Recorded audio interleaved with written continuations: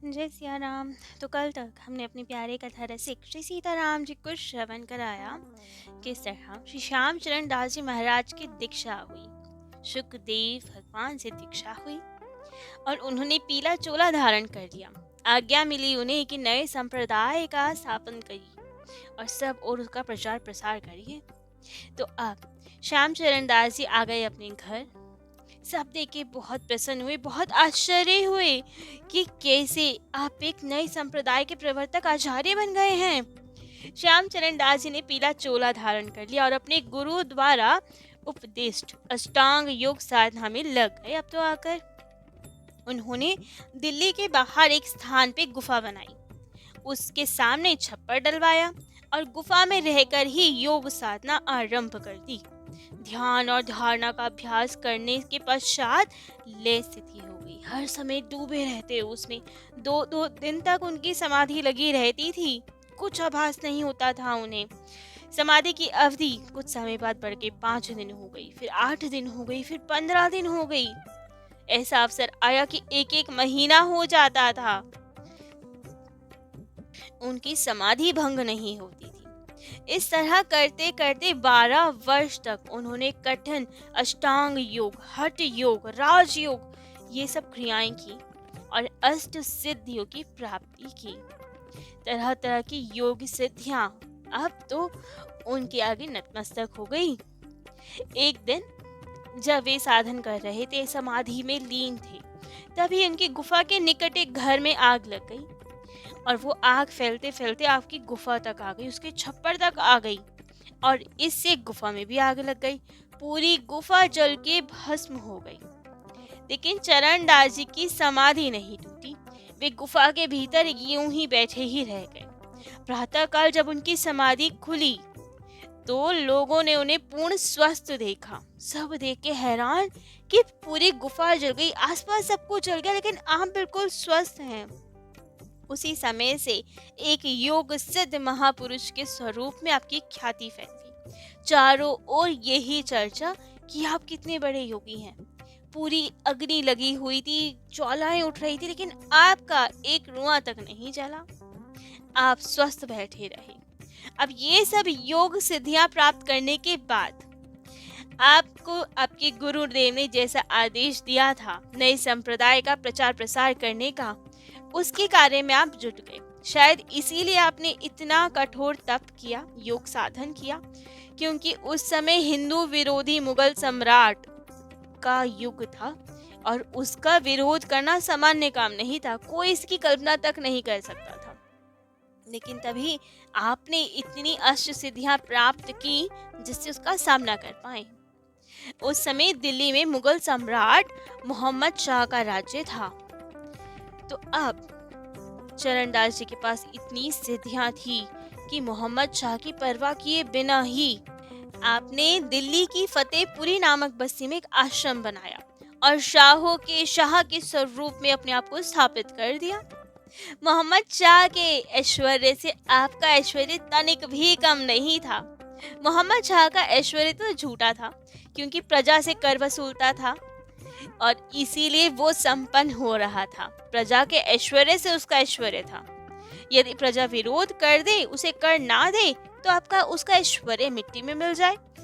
लेकिन शाहों के शाह चरणदास जी महाराज का ऐश्वर्य तो सिद्धियों पे निर्भर करता था। सिद्धियां सदा उनकी सेवा में तत्पर रहती थी, तो विरोध का कोई प्रश्न ही नहीं। और सिद्धियों की शक्ति तो असीम होती है।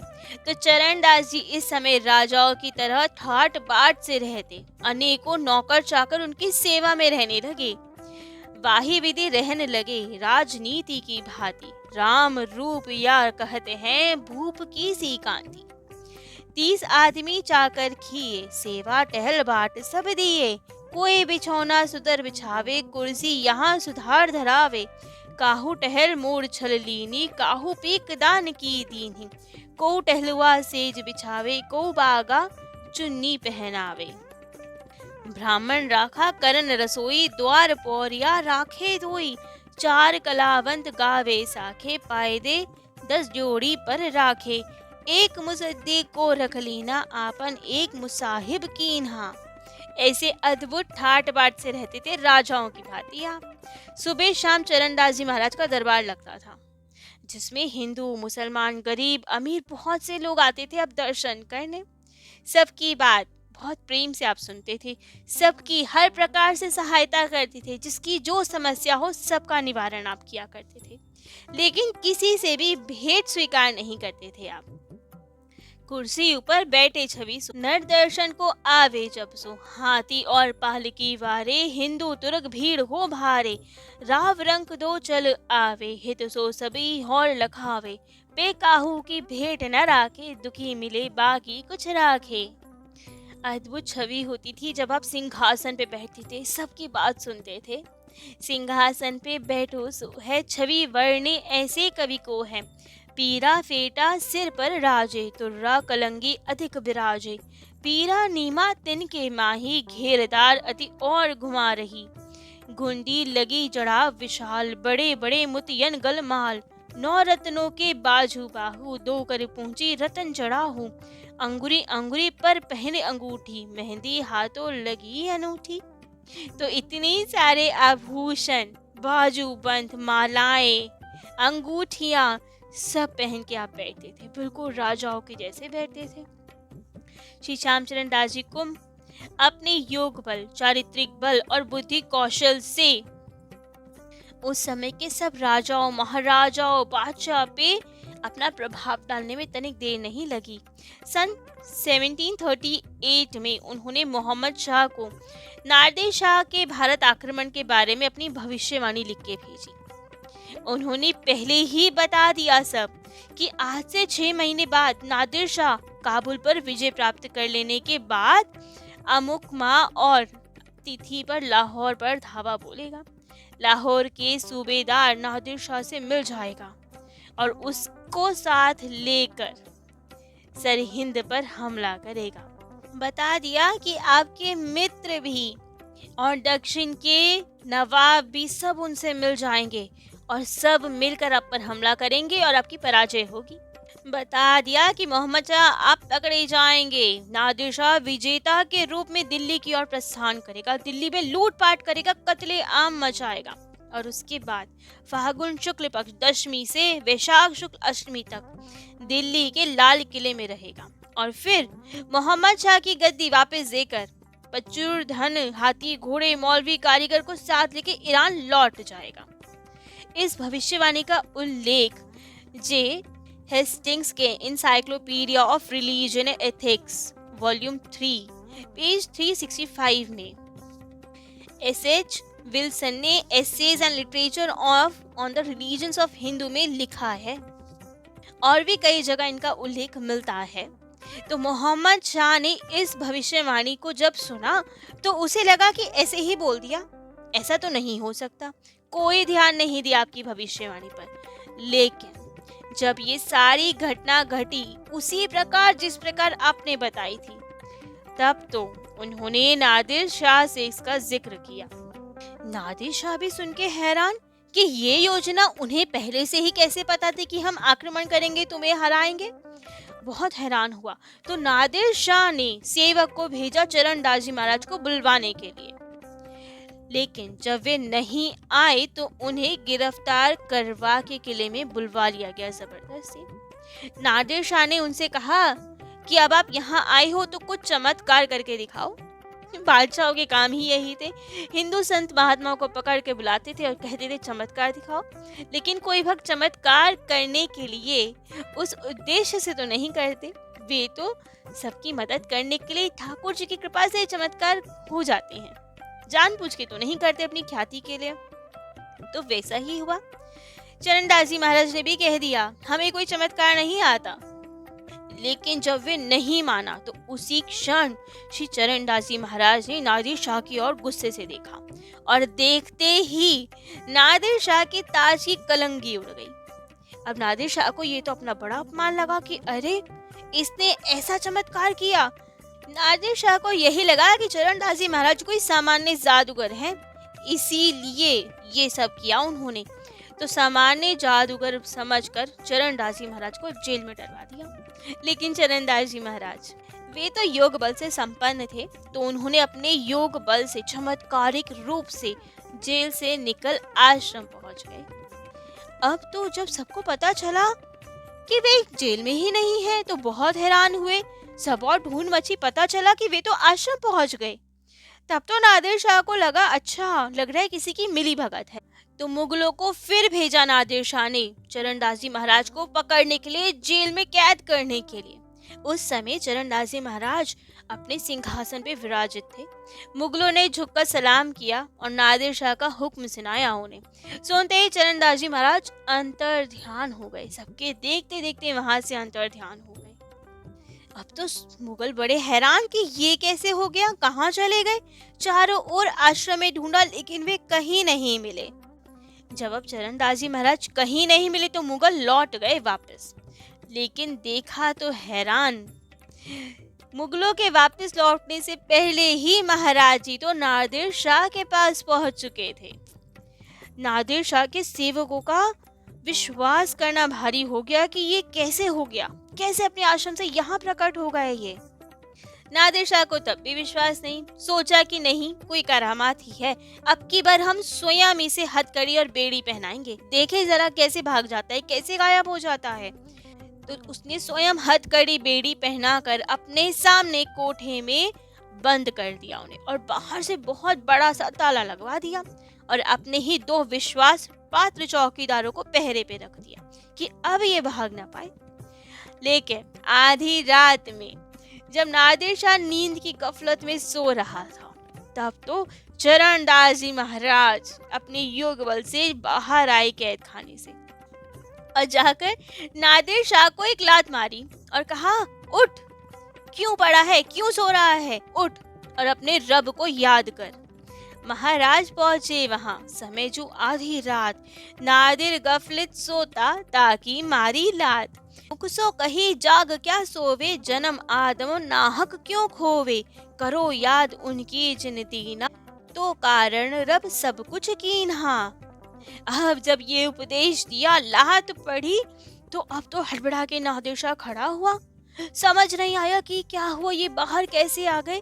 लेकिन जब ये उपदेश सुना तो उसे समझते देर नहीं लगी कि महाराज तो लग रहा है कोई बहुत बड़े सिद्ध महापुरुष है, कोई बड़े औलिया हैं। तब तो घबराकर उनके चरणों में गिर पड़ा, बार बार क्षमा मांगने लगा। लेकिन महाराज भी दयालु, उन्होंने तुरंत उसे क्षमा कर दिया। नादिर शाह ने 2500 मोहरे उनके सामने प्रस्तुत की, भेंट किया और कुछ जागीर देने को भी कहा। लेकिन चरणदास जी महाराज ने ना मोहरे ली ना जागीर ली, केवल उनसे एक वचन लिया कि अब आज से कभी किसी फकीर से करामात दिखाने को मत कहना। तब तो नादिर शाह उनके चरणों में झुका, वचन दिया उन्हें और कुछ समय बाद लौट गया वापस। फिर वापस मोहम्मद शाह बादशाह बने। उनकी बेगम, उनके शहजादे, वजीर सब चरणदास जी महाराज के पास आते, उनके आश्रम में भेंट आदि निवेदित करते, उनका आशीर्वाद लेते, उनको खूब मानते। अब मोहम्मद शाह के बाद उनका बेटा आदम शाह सानी दिल्ली की गद्दी पर बैठा, और उसके बाद संवत 1811 में आलमगीरी द्वितीय दिल्ली का बादशाह हुआ। उसने संवत 1814 में एक दिन अपने वजीर को भेजा चरणदास जी महाराज के पास और कहा कि उनसे अनुमति मांगो, हम उनसे भेंट करना चाहते हैं, मिलना चाहते हैं। अब जब वजीर आया, अनुमति मांगी, तो चरणदास जी महाराज ने मना कर दिया, कहा कि हमें नहीं मिलना उससे, और कहलवा दिया, वाका राज नहीं थिर होना और सिताबी हुए है गोना, थोड़ी उम्र रही जग माही, ताते मिलबू कुछ नाही, मौत छुरी की ये मरी, जय है बहुत दीना जीवन नहीं पे हैं। चरणदास जी महाराज ने उसके वजीर को कह दिया कि उसका राज अब ज्यादा नहीं चलने वाला, थोड़ी ही उम्र बची है उसकी, इसलिए मुझे उससे मिलने की कोई इच्छा नहीं है। मौत की छुरी उसके सर पे लटक रही है, थोड़े ही दिन का जीवन बचा है उसका। अब तो वजीर सुन के घबरा गया, लेकिन बादशाह से कैसे बोले ये बात। तो बस बादशाह के सामने इतनी ही बात बताई कि उन्होंने आपसे मिलने के लिए मना कर दिया, बाकी सब बात छुपा गया वो कि कैसे कह दे बादशाह को कि चरणदास जी महाराज ने कहा कि थोड़ी उम्र बची है। लेकिन बादशाह को उनसे मिलने की बहुत बेचैनी, तो एक दिन बिना अनुमति लिए ही उनके पास पहुंच गया। कुछ देर वार्तालाप की और फिर उनसे विदा मांगकर और बहादुरगढ़ अलवर के पास खासल नामक गांव चरणदास जी के शिष्य को देकर वापस आ गया।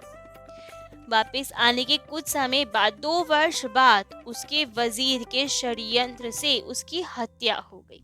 जैसा चरणदास जी महाराज ने कहा, ज्यादा उम्र नहीं बची, तो 2 वर्ष के भीतर ही वो मर गया। अब आलमगीर द्वितीय की मृत्यु के बाद शाहजहां तृतीय सन 1759 में दिल्ली का बादशाह हुआ। उसने आलमगीर के सब कुटुंब को कैद कर लिया, पर उसका बेटा अली गौहर उस समय पटना में था, तो वो बच गया। आलमगीर की विधवा बेगम अपने पुत्र की चिंता करती रही कि वो अकेला वहां रह गया, हम सब कैद में हो गए, कहीं उसे कोई क्षति ना हो जाए।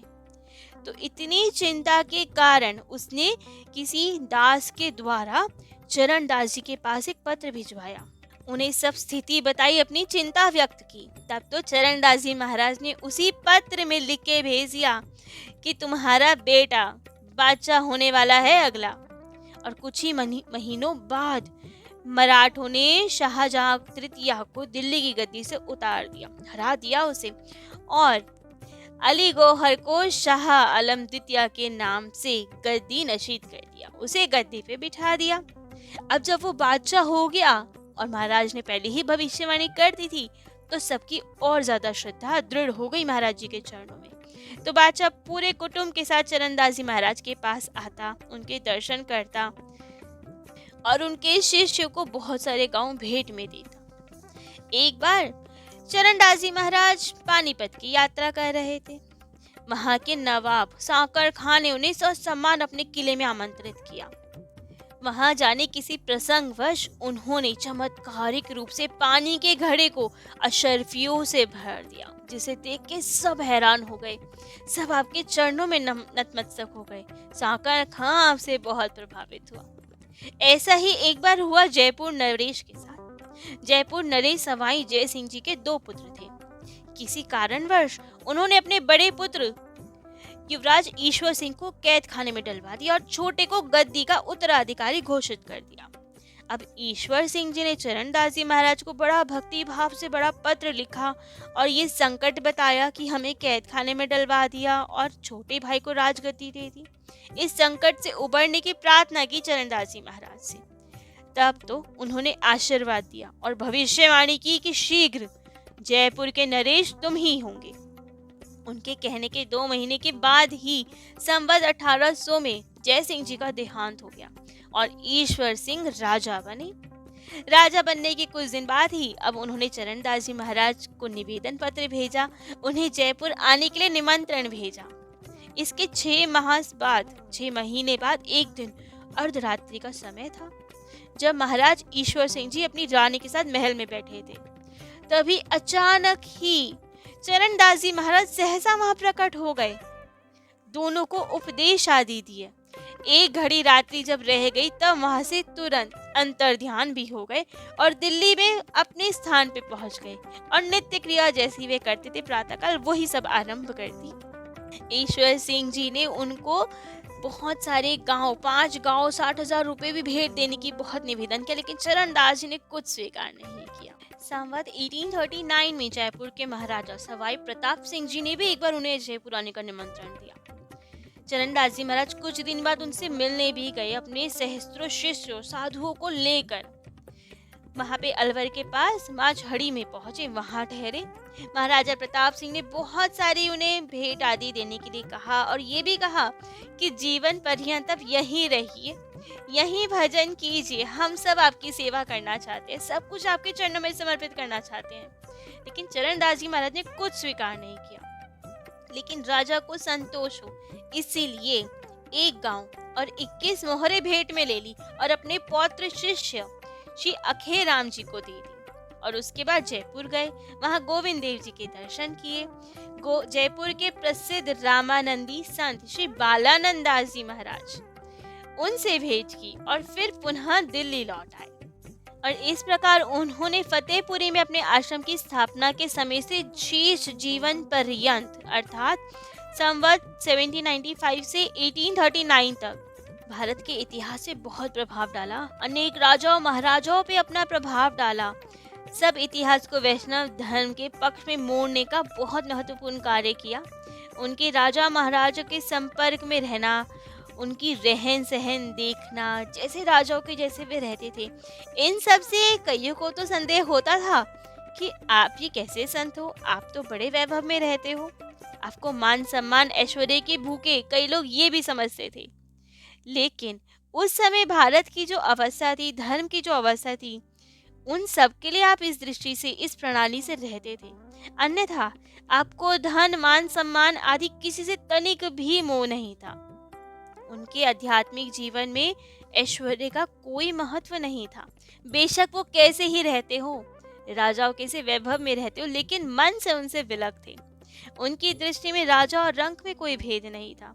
एक साथ वे राजा भी थे और उसी समय वे रंक भी थे।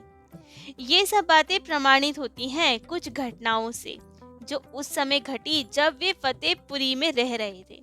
क्या क्या थी वो घटनाएं?